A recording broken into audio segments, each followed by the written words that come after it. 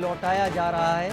800 ग्राम के करीब सोना मिला है, 80,000 रुपए कैश मिले हैं, पासपोर्ट मिले हैं और साथ में श्रीमद् भागवत गीता भी यहाँ से मिली है।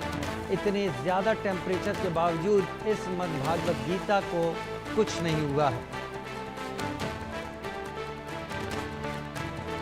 विमान हादसे वाली जगह से भारी मात्रा में सोना मिला है। गुजरात के गृह मंत्री हर्ष सांघवी का बयान, ये जिस पीड़ित का सामान है उसको लौटा दिया जाएगा और उसको लौटाने की प्रक्रिया सरकार इस वक्त कर रही है। शाहिद अंसारी मेरे साथ इस वक्त जुड़े हैं ज़्यादा जानकारी के साथ।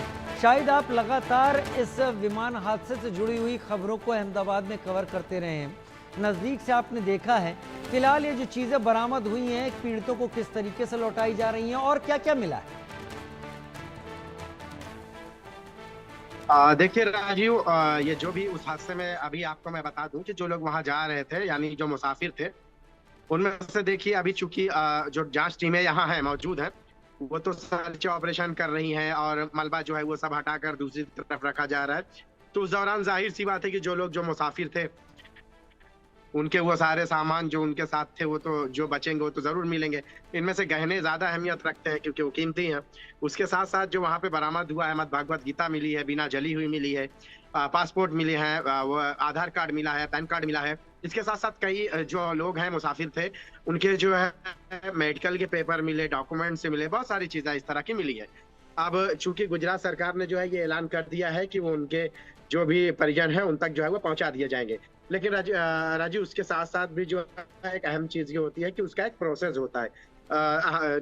मुद्दा माल जिसे कहते हैं, एक तरह से जो चीजें कभी आग लग जाती है या हंगामी हालात होती है, जलजला आता है, तो ऐसे वक्त में जो जो चीजें बरामद की जाती हैं, जो चाहे वारदात से जो है चाहे हादसा से जो है जो चीजें बरामद की जाती है उनका एक प्रोसेस होता है।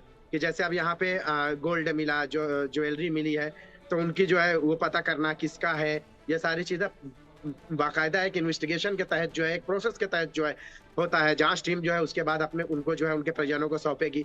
इस दौरान जो भी चूंकि जो मुसाफिर थे, जो एयर होस्टेस और उसके साथ साथ जो कैबिन क्रू, उन सबको मिला के अगर देखेंगे राजीव तो 242 लोग थे। तो आप अगर इमेजिन करेंगे, सोचेंगे कि जाहिर सी बात है लंदन जाने वाले जो लोग थे खाली हाथ तो जाएंगे नहीं, और आमतौर पर जो यहाँ है लोग गहने पहनते हैं, महिलाओं का ज्यादा वो तो पहनते ही है।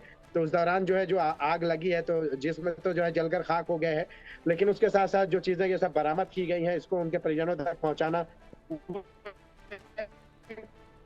प्रोसेस के तहत होगा और उस प्रोसेस में जो है उसको उनसे पूछा जाएगा और उसके साथ साथ उसकी शिनाख्त भी की जाएगी कि जिसका है वो उस तक ही पहुंचे। ये सारी चीजों को लेकर एक बाकायदा जो है एक नियम होता है, नियम कानून के हवाले से जो है वो सारी चीजें एक प्रोसेस के तहत जो है कानूनी प्रक्रिया से गुजार कर जो है उनके परिवार वालों को जो है उसे सौंपे जाएंगे।